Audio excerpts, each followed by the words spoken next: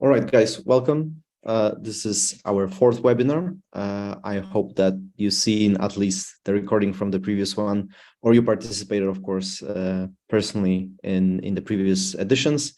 This time, again, Paweł presenting about domain-driven design, DDD, that we like so much and that we adopted some time ago, and we started researching it some time ago. Right now, we are like great followers of DDD, implementing it in our new projects or projects that we took over, or the projects that we started writing from scratch. So DDD is something that was started to be very popular for us in terms of the knowledge shared inside the company, and we want to share this knowledge outside. Therefore, this is the opportunity to share it with people not even from Poland, Warsaw, but people from overseas. So we're happy to see you, and we are happy that guys that couldn't participate today are watching this right now. So today, Paweł gonna talk about data consistency using the aggregate pattern. He will tell you all about it. I don't know nothing about it, so I'll be also happy to learn something new, even though I'm not personally a developer. You can call me Mike. I'm Michael Krochecki. I'm company COO, so I take care of the daily business, sales, and stuff like that. Nevertheless, happy to participate, happy to be your host today. And let me present you Paweł if you haven't seen him before, if you haven't known him before. Of course, this is our agenda. We'll first talk about the aggregate pattern. Then we're going to have some Q&A session. And then at the end, if you'd like to listen to me a little bit more, so I'm going to talk about our company and about what we do, except for webinars like that, because there's a lot of things happening. We have some brave plans for the future. And briefly about Paweł. Paweł is one of our oldest employees. He's been with us for many years. We met a lot of time ago. He started at our company as a senior developer, but quickly we judged that there's a huge potential in Paweł. So for some time, we've been working with him as a consultant, as a person that's not only responsible for coding, but also for architecture, for consulting regarding the future of our clients' applications. So Paweł right now works with two companies. One is a Canadian-based fintech. The other is a US-based AI company. So he takes care not only of the team, looking after them, but also he helps the companies grow and build new features and solve architectural problems. Except for that, Paweł is also one of the devs and consultants at Visuality that knows DevOps. We don't usually do DevOps on our own, but thanks to his expertise, we can handle problems if we encounter any. So without any further delays, let me pass the microphone to Paweł, and let the magic begin. Thank you very much for this lovely introduction. All right, guys, great to see you again. Let's start with a story. Imagine an elf comes into a room lit by soft candlelight. He holds a letter from a child. The letter is written in big round letters and contains a list of presents, a list of dreams. It contains the child's name, address, and of course age. The letter was given to the elf right before the gate. The little fellow was given a task to match the wishes with the available stock. So one by one, he finds appropriate toys. One by one, he writes their numbers down. Once he's done, he walks away and gives the list found toys to Santa. At that very moment, the toys magically appear in Santa's sack. And then another elf comes. It's time to make another child happy. So hi again, my name is Paweł, and today I'm going to talk about aggregates, about aggregate pattern in Ruby on Rails.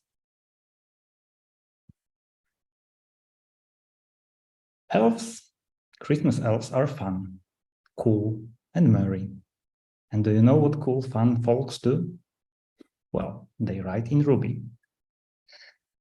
So they've created a simple Ruby on Rails application to keep track of everything. It was great for this slow-paced work, and it has been working just fine. But then a new product requirement came. It was all about performance, agility, about making the elves more cheerful and all. It introduced automation and an expectancy of a big performance boost. How it was supposed to work? According to the new rules, multiple elves must be at the toy room at all times. Each elf was given a tablet, and now each elf is able to add toys to the appropriate list. And the elves must communicate to make sure everything is in order. So elves decided to implement appropriate service objects for adding and removing toys. It's as straightforward as it gets. And of course, issues could have not been foreseen, right?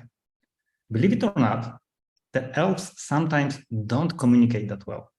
They sometimes add the toys without talking to the others, and sometimes they add the same toy. But our system is bulletproof, right? Well, no, it's not. This solution doesn't prevent adding the same toy to multiple lists. But in real life, a toy can be given only to one child, right? So whenever Santa's sack was missing a present, a new production bug report was added to Sentry, and it was on the poor elves to write another post-mortem report and promise a better performance next time. So eventually, the elves started working on a solution. They added a guard clause to the add toy to wishlist service. Great success. The service object solution worked like a charm until it didn't. Elves has noticed a race condition, but well, at least some of you might ask, what's a race condition? Let's take a look. Let's take a look how does the process of adding a toy to a wish list look like. So we have a service. It first checks whether any wish list contains a toy of given ID. If it does, it raises a big ugly error, but if it doesn't, it adds the toy to the wish list. And then the wish list is saved. But what if we had a concurrent process adding the same toy to a different wish list? Between checking whether a wish list, between checking whether any wish list contains the toy of the given ID and actually saving it, there is a big gap of time. By big, I mean milliseconds, but still, if the traffic is high enough, the gap between checking what's in database and saving in the database is in fact huge. No matter how small, it's there and may cause problems. All right. So when the elves implemented service objects, it was obvious that first we have a guard clause and then we have the save operation. So eventually, they've decided to fix that at the ActiveRecord model. Well, it looks fine, but it doesn't really resolve the issue. Do you guys know how this works? How this validation before save works? In fact, it queries the database first and checks for uniqueness. And then, as a second operation, it saves the record.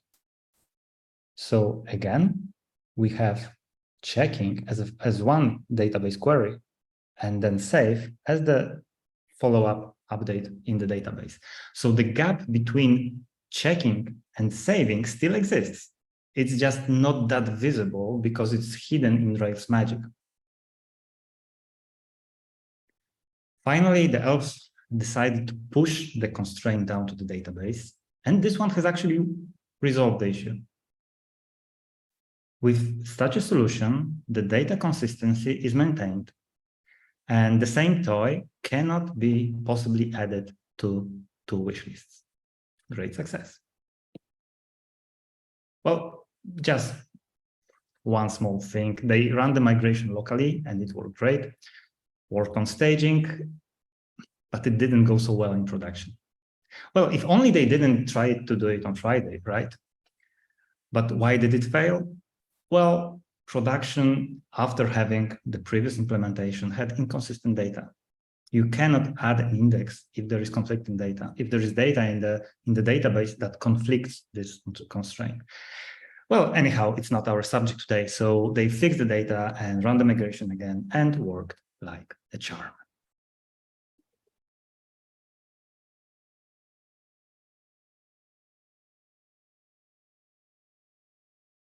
Believe it or not, but financial crisis has come and it didn't spare Santa's house.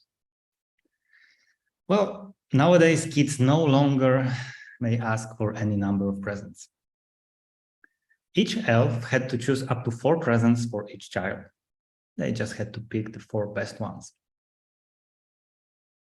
Well, judging by the first case that we've just resolved, or we've seen how they resolved it, the only way to apply a current solution is to provide a database level mechanism, right? So let's do it. Let's apply a constraint which will fulfill the requirement. The requirement, again, is having up to 4 presents in the wish list. We have done it already. We added an index in the database and it worked, right? So let's try again. But how?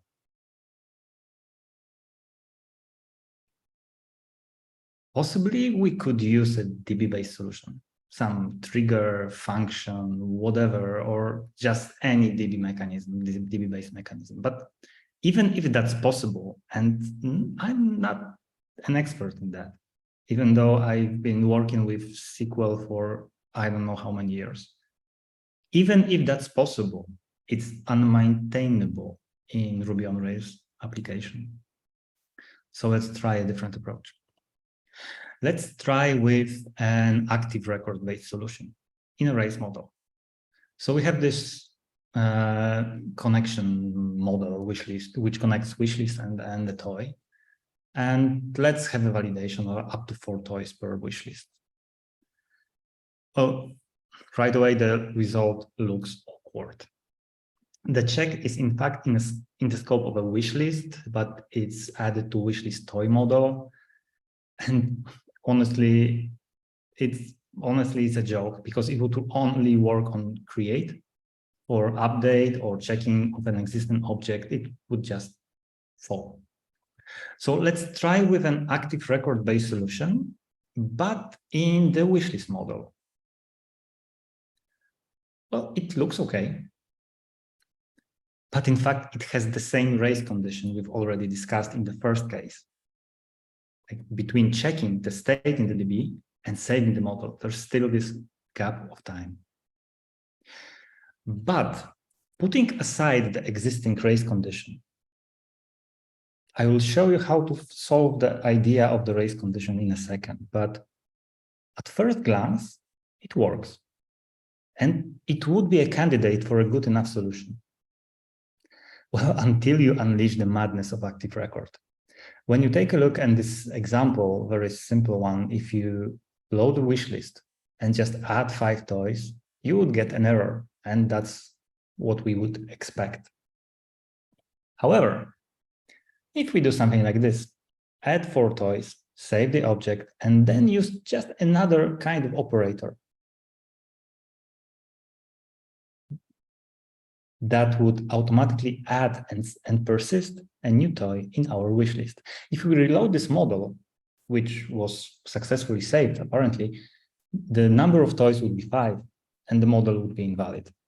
So it's not good, really, for anything.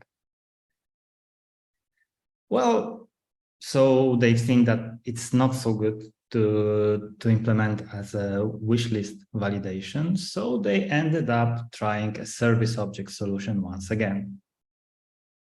It, of course, I will repeat myself, but it has the same race condition as the solutions from the initial issues. But there is this clear delay between checking and saving. But no one knew how to do it better. So they decided to push it to production.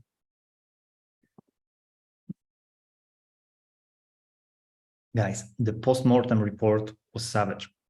Everyone blamed everyone, and no one knew how to fix it. Oh, summing up, the Elves had so many issues with the application. The code was old, no one knew how it worked, and they had to constantly fix it.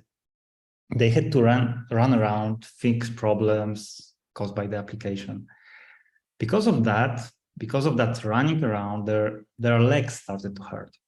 And because of those hurting legs, Elves started to call the application legacy. Well, they were in despair. But one day, an elf went to the attic full of old toys, and he found a strangely shaped decoration on the wall. It had this form of a big round letter D. Underneath, he found a small switch. He pulled it, and a shelf full of books opened. They were books about domain-driven design. And the elves started to read. Let's reiterate. What's our problem? We have multiple objects, wish lists, and toys. We have to maintain business rules between them, and we have to allow multi-user concurrent access.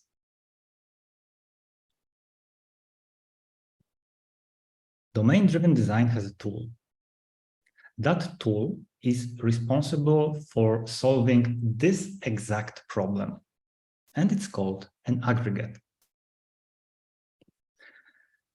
An aggregate is a group of associated objects that we treat as a unit for the purpose of data changes. So an aggregate is a group of objects. An aggregate is a conceptual thing. You can go through an entire code base and see no mention of the term aggregate. You will see entities, you will see value objects, but an aggregate is just expressed in the way those other elements are organized. So an aggregate, so our group of objects, has only one job. And the job is to make sure any change is introduced consistently. Remember, an aggregate is a group of objects. A change to such a group of objects may be made only if it doesn't break the domain rules. The domain rules are called invariants. So if a request comes, and if that request breaks any of the business rules, it is rejected as a whole. And that request, once it's rejected, doesn't change any part of the aggregate. So the request doesn't change any of the objects within the aggregate. That can be achieved only if other elements of the system, like other classes, let's say, this can be achieved only when other elements of the system may communicate with the aggregate only through one entity within that aggregate. We call that entity an aggregate root, and other parts of the system can store a reference, so let's say ID, only to this one entity. If we have a group of objects form an aggregate, then we have one of those elements defined as the aggregate root, and other elements, just repeating myself, but other elements of the system can communicate only with the aggregate root and can know, like, for example, the database reference to only this one element. And all the instructions, all the requests for that aggregate have to come through the root. Okay, let me show you a simple and a bit far-fetched example of an aggregate. Take a look at client aggregate. Oh, client is the entity, which is the aggregate's root. Therefore, this is client aggregate. Within aggregate's boundary, we also have a collection of client's shipping addresses and a value object containing contact details. This aggregate guards one invariant, so it has one business rule to guard. In here, a client may have only up to 2 addresses. So we need this aggregate root to keep this rule, because if we allowed to operate directly on the shipping address object, we lose control over the business rules. When we modify an aggregate, it loads all the data within an aggregate. So if we ever were to modify the client aggregate, it should load all the data, so all the shipping addresses, all the contact details. And then it can make an informed decision. Okay, how many shipping addresses I have? If 0 or 1, okay, I can add 1. But if I have 2, I cannot. So this is the way the aggregate operates. It loads all the data within, all the information within, and then makes an informed decision. Let's take a look at another one. This account is like a financial account. So we have an account aggregate and account entity as its roots. And within, we have a collection of receipts. So every deposit that we make creates a receipt object. And every deposit that we make increases the value of the balance. The invariant says that each deposit that has been done must have a receipt. So a receipt must be created for every deposit. So if ever, so within a deposit, what we do, we increase the balance and we create receipt object. If any of those operations fail, if the deposit operations fail, we have no receipt and the balance has not been changed. If we operated on objects, like if we had like a collection of receipts just loaded from the database and some balance value object, and we would modify those separately, we could leave the system in an inconsistent state. But in here, we have an aggregate, which is the boundary of consistency and boundary of transactional change. So if we ever make a deposit, we are sure that there is a receipt and the balance has been changed. Let's take a look at one more example. So we have a shipment aggregate, and the shipment in our system has three attributes, let's say. It might be packed or not. It might be shipped or not. So by shipped, we mean it's shipped out, and it might be delivered or not. Let's imagine 3 booleans inside of a shipment, but of course, those might be more complex data structures. So we have several rules. So a shipment must be packed to be shipped or delivered. And once a shipment is marked as delivered, it cannot be then marked as shipped. But we don't operate on the primitives. We don't say, okay, now change packed to something, then change delivered to something.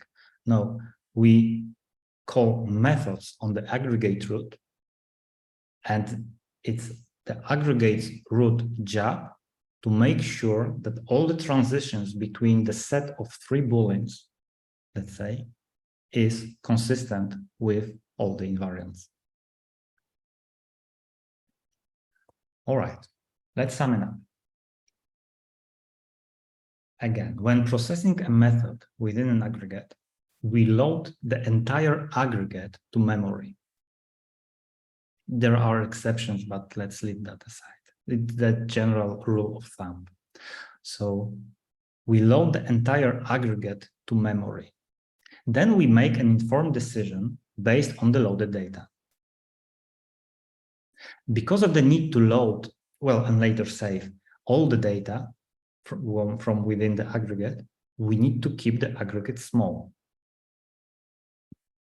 Every database change done through an aggregate will be performed in a database transaction, because otherwise we couldn't keep the consistency between changing several elements of an aggregate. So if we have a transaction, then if we load too much data from the database, the transaction gets bigger and bigger, and that leads to issues. But in general, again, when we make a decision in aggregate, we load everything, we make a decision, and we update the state of the aggregate if it applies. All right, now we know DDD. Let's code the solution. Now we know that we may build an aggregate to guard concurrent changes. And also to guard, of course, the business rules. Let's model a wishlist aggregate with 2 methods for adding and removing a toy. So let's take a look at this add toy method. When performing such a method, we need to first guard the invariants. And once they are secure, we can alter the objects.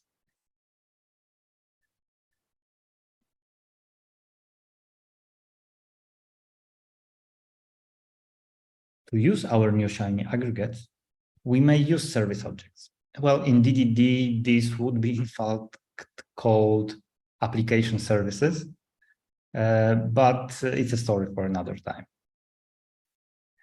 Well, a keen eye quickly sees that even though we've talked so much about an aggregate, there is still the same race condition and the gap between making a decision and persisting the state.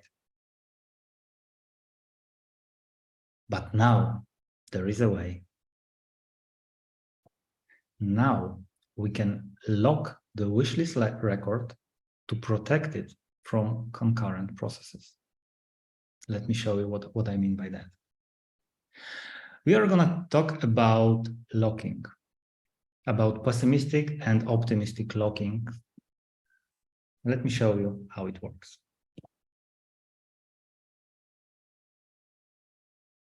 Let's take a look again at the process of adding a toy to a wishlist.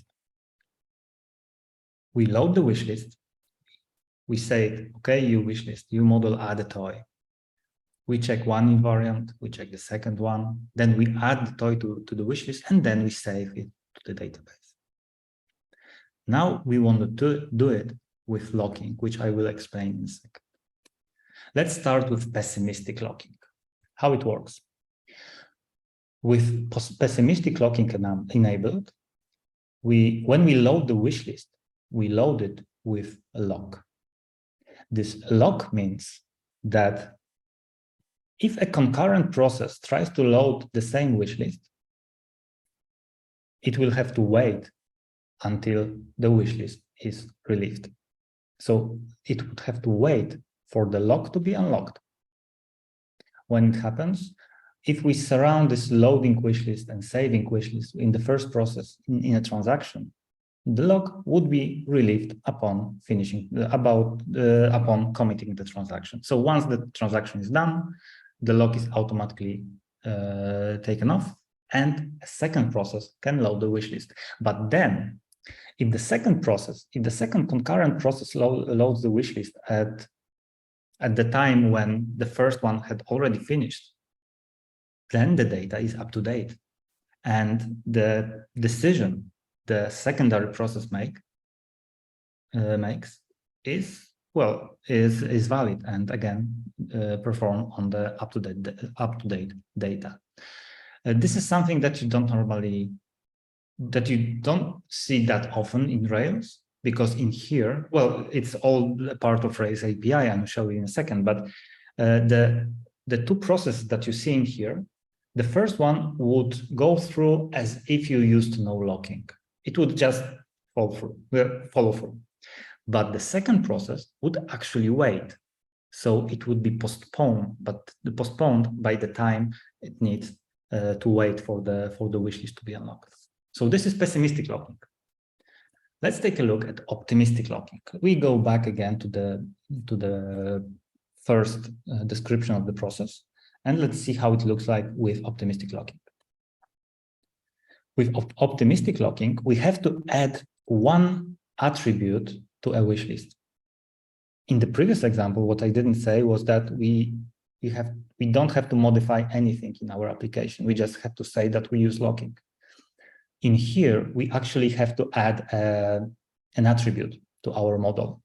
Let's call it version. It's in fact called lock version, I think, but in Rails at least. But let's call it version here for simplicity. So if we add a version column to the wish list, at first it would be set to 0. And with every update of that model, it would be automatically increased by 1. So if we update our wish list, 0 goes to 1. If another process loads the wish list, then the version is 1. If it's updated, it goes to 2, and so on. So let's take a look at this situation.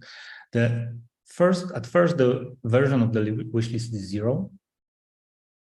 And when it comes to saving, the version of the value of the version column is still 0. And the entry in database says, well, again, 0, nothing has updated that. If that happens, if the value within the model and the database match, well, if that value matches, the record gets saved. Now our evil concurrent process comes and it loads the wish list as well, just a fraction of a second later on. It doesn't work like in the case of pessimistic locking. Now the record gets loaded immediately. The difference is when it comes to saving. When it comes to saving of the secondary process, when it tries to save the wish list, its version within the loaded model is still 0. But the DB entry has been already changed to version 1.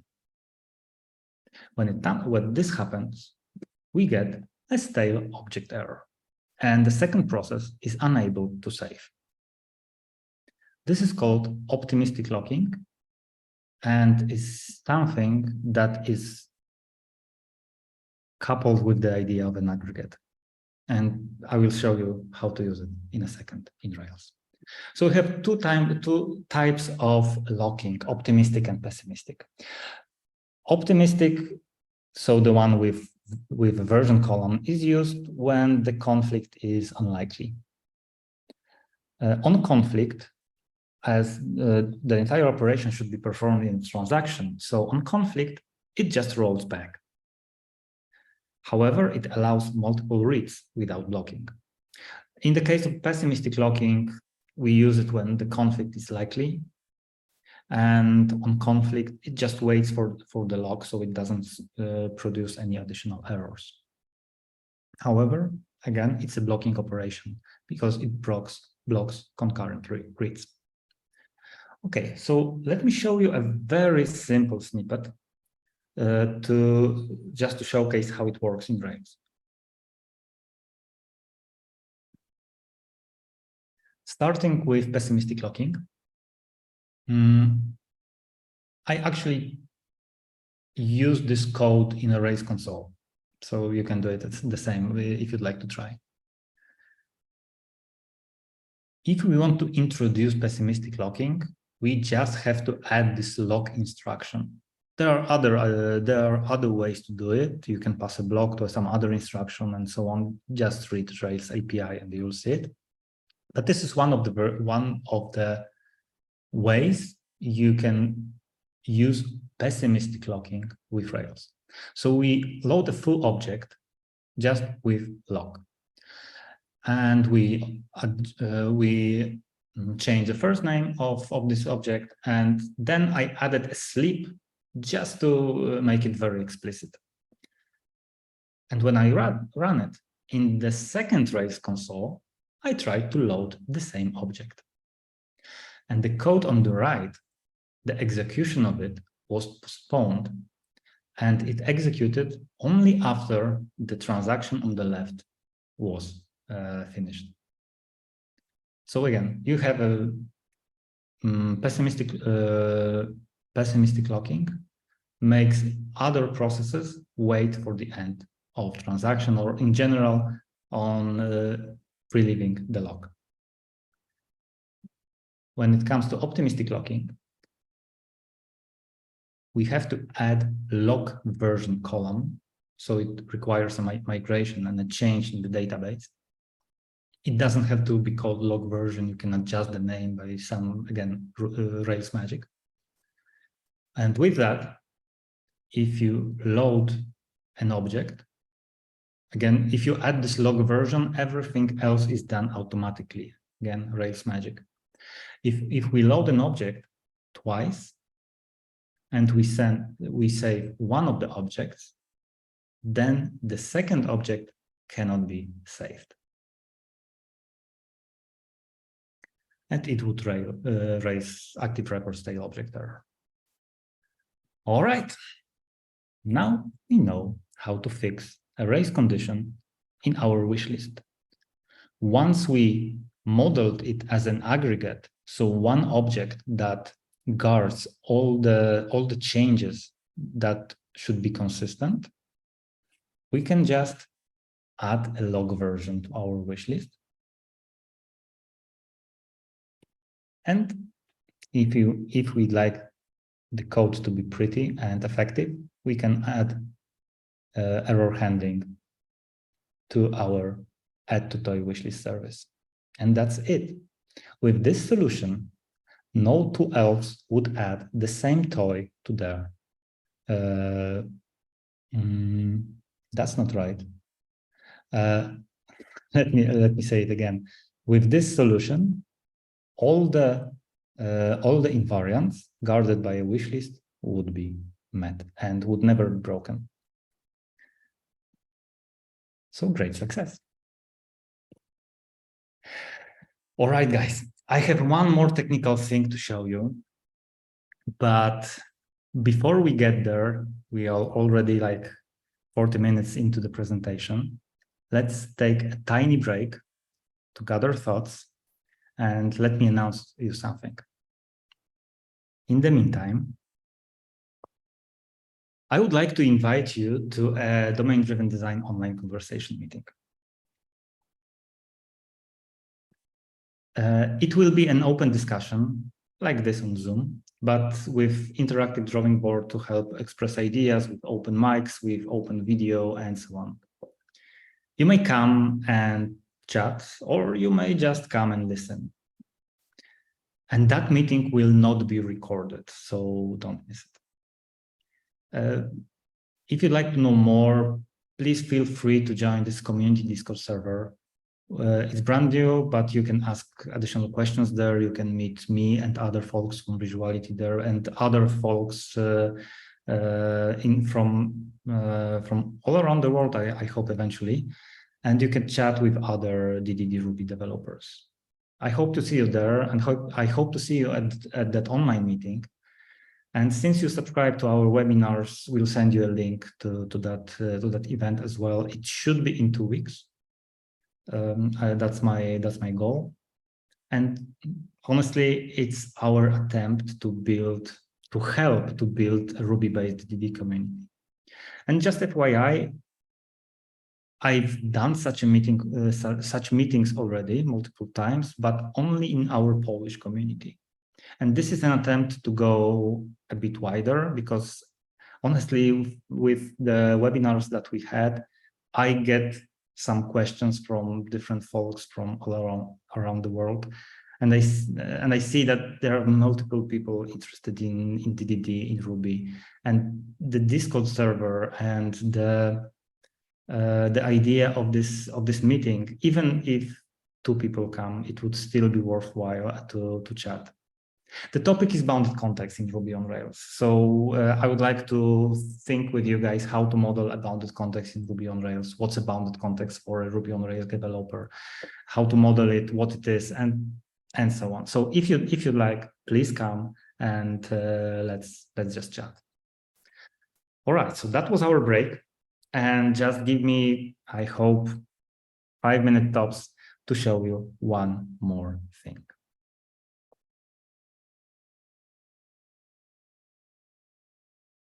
I would like to bring to your attention one more thing. We have checked 2 invariants.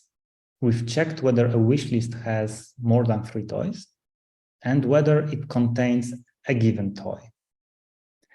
What we haven't done is that we haven't checked whether the toy is in some other wish list.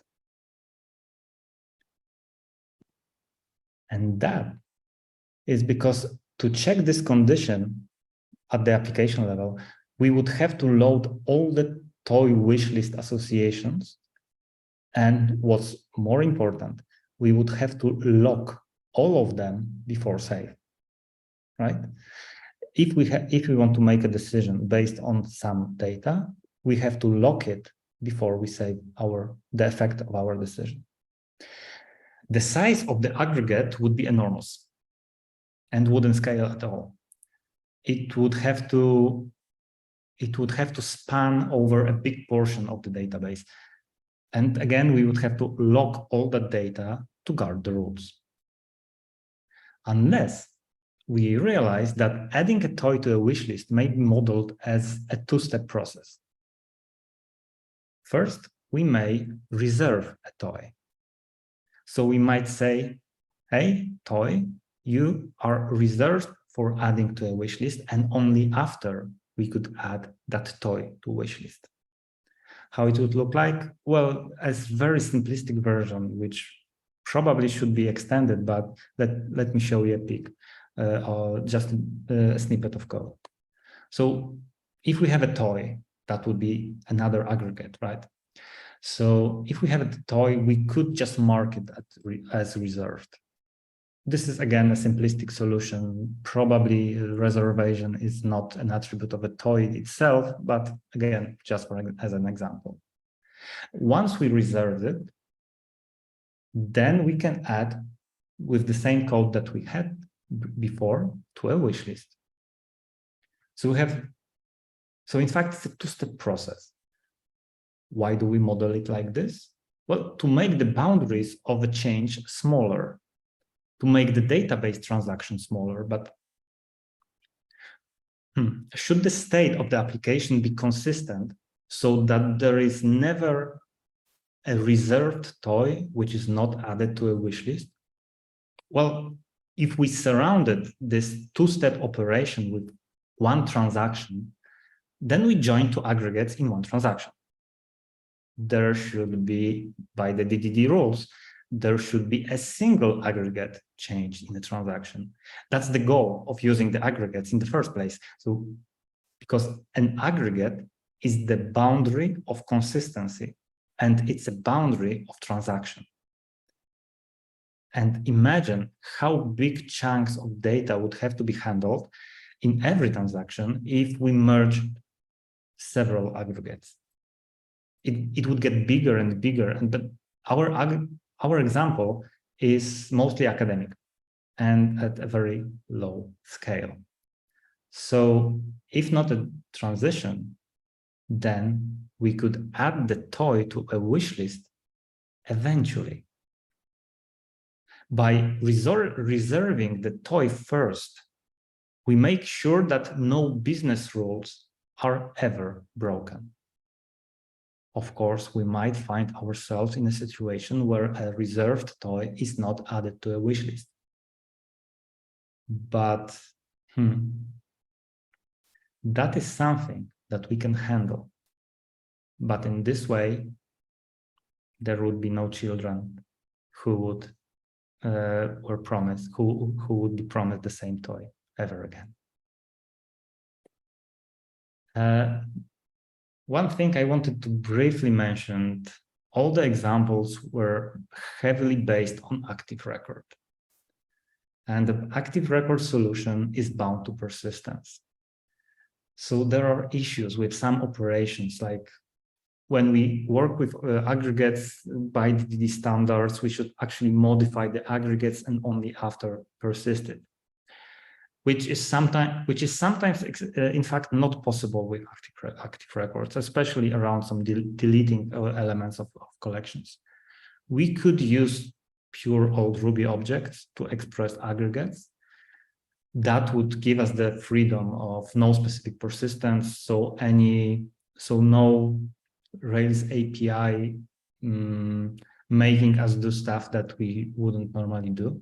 But that requires a separate repository, which I kind of discussed on the in the second meeting. So maybe I just would like to stress that even though it would be best to use aggregates without the bounded persistent, without ActiveRecord, you can still use the aggregate pattern in any project that you do. It doesn't require any additional libraries. It doesn't require any talking to your CTO and asking for permission for a specific pattern. Aggregate is something deeply embedded in Ruby on Rails. It just doesn't say so in the tutorial. So as the very last slide, just to remember, aggregate is a simple pattern, but it's surrounded by so many myths. It resolves just one issue of, well, not just one issue, but the main issue it resolves is concurrent access to data when it's guarded by business rules. There are so many articles about aggregates, about how hard it is to find this perfect aggregate, how hard it is to find all the correct data that should go into an aggregate to make it small enough so that it fits your database operations, but it's big enough so that it's usable. But you don't have to start with perfect aggregates. Just keep them small to the level that you are able to guard with optimistic locking, and well, use eventual consistency between aggregates, and you are good to go. Thank you very much. If you have any questions, comments, just please type them in the chat window, or later on you can also chat with me and others at the Discord server. Thank you.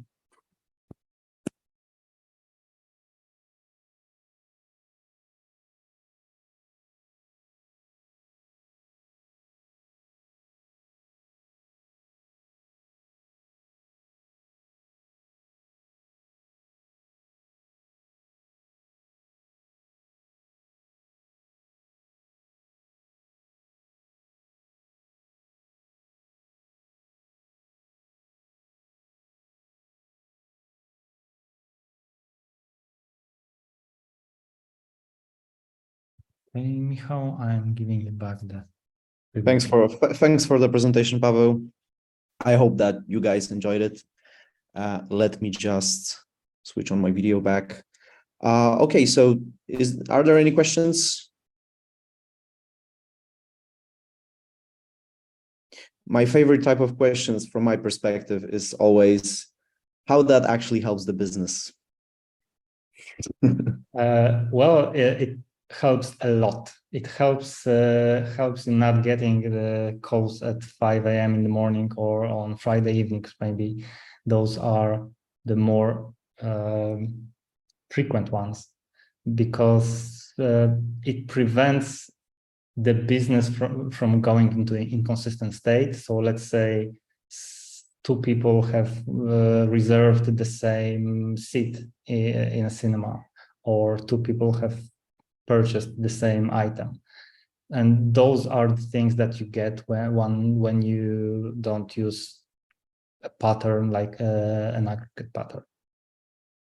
So yeah, it helps. It helps a lot. Again, it's just surrounded by so many myths, and especially recently, there has been like a battle against aggregates, and I've seen Vernon, the author of the Red Book, battling it on Twitter, and it just shows that like people just don't really often they don't really understand how it works, and they see something that's not there. So I think it's important. Honestly, in all the projects that I've been in since I've known how to create an aggregate, I think I've used it everywhere, like in every project at some point. Like just the idea, just the fact that even if you don't use and don't really know that you're using an aggregate, just figure out what's optimistic locking, and it will change the approach to data consistency. Like you don't even have to really think about aggregates, just learn what an optimistic locking is. That would go a long way either way. Okay, thank you for that answer. Anybody? All right, guys, so if you don't have any questions, let me get back for a second to our presentation. I won't bore you much. You probably already know we are a software house. We are based in Poland, Warsaw, and we are obviously focused on Rails, and Ruby, obviously, but also on React.js. Except for being a software house and working for people from many different continents, with many different business types, industries, experiences, and types of products in terms of monoliths, front and back end separation, and so on. We do also PWAs. We do a lot of stuff for the community, as you can see. So Paweł invited you already for another type of a new type of meeting when there's going to be a brainstorm session. But we also want to do more, and in a moment we'll invite you to another type of the event that we want to organize. It's also important to mention that we are using the DDD also in practice. So we are not this kind of a software house that researches and then gets another body leasing project that we are, bounded to, and we can't make any changes. But we are an actual company that likes to and is often invited to give our thoughts, to create new ideas, to change architecture. And this is something that Paweł has been doing for a lot of time right now. So we gain a lot of knowledge for that. So we also are sharing this internally. You don't see that, but we do this on our backend meetings. We do that on our lightning talks. We do that, of course, during our meetups that you probably heard of, where we invite Warsaw community, not only Warsaw community, actually, because a lot of people from different cities are coming over too. We are an experienced team. We have 8.5 years of average experience, which is a lot. Of course, this is something important mainly to the clients, because they come to us and they are obviously seeking senior developers, but also from my perspective, a good thing for other devs that are coming to us. So this sharing of knowledge actually works, because there are people with high seniority that have seen many different projects. I already mentioned that we do a lot of internally, but except for meetups, except for our sessions, we also focus individually on each one of the devs. We are doing one-on-one sessions every month where we just talk about how is it going. We are setting OKRs, we are setting goals for each dev separately. So we create kind of like a path when somebody comes over to us, someone new. And we see sometimes during recruitment process that they're lacking something, or simply they tell us that they would like to learn something new.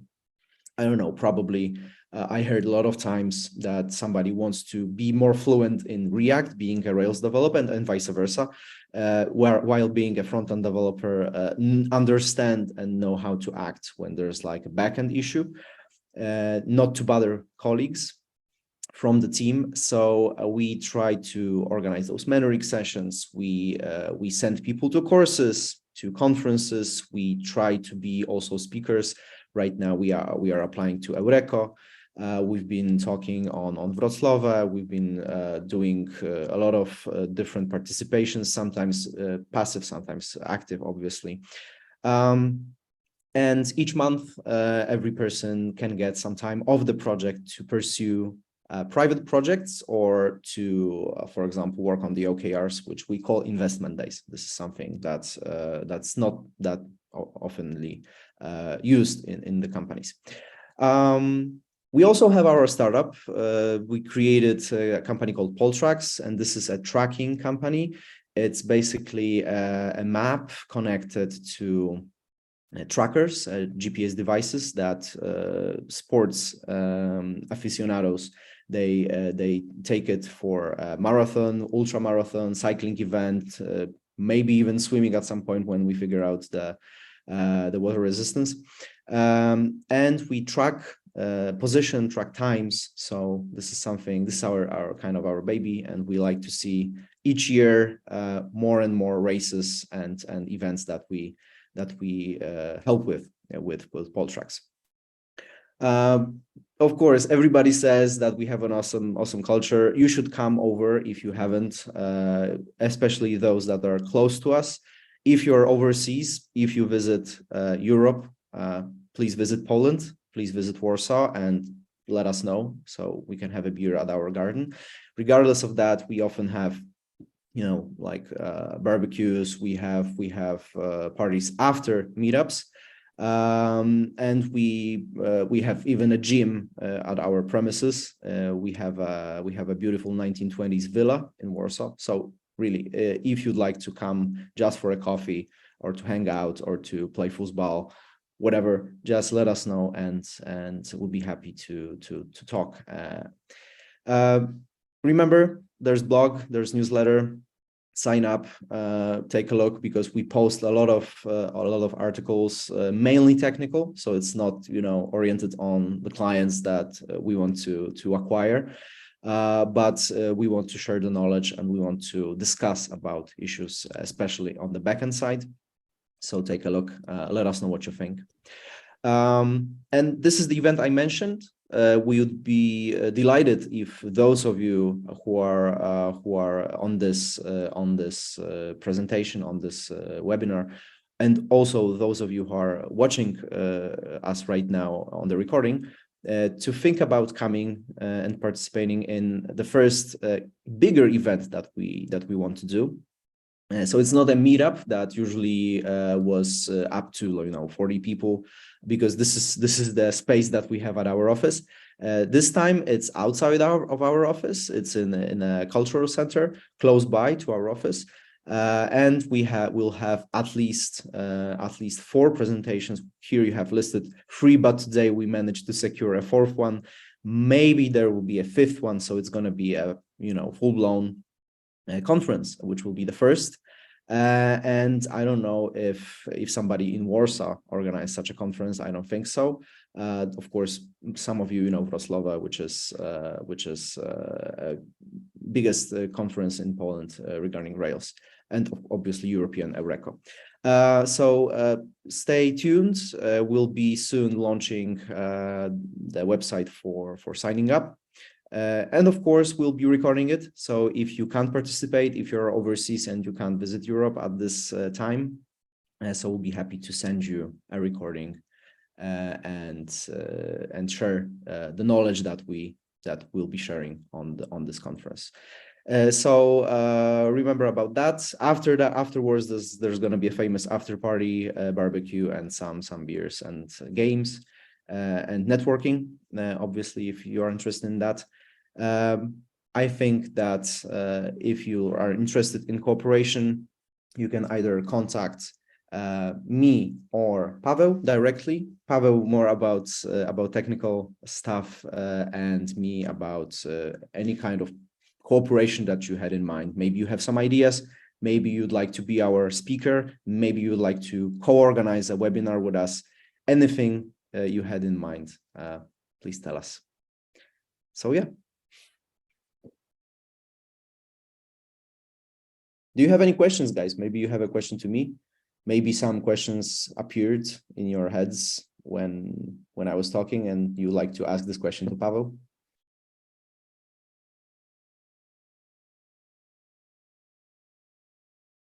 No? All right. So All right. So thank you very much for being with us. And I hope to see you soon on the next event, 6th of July. We're going to have a brainstorming session and hopefully 21st of July in Warsaw. Stay tuned. Thanks. Bye. Cheers. Bye-bye.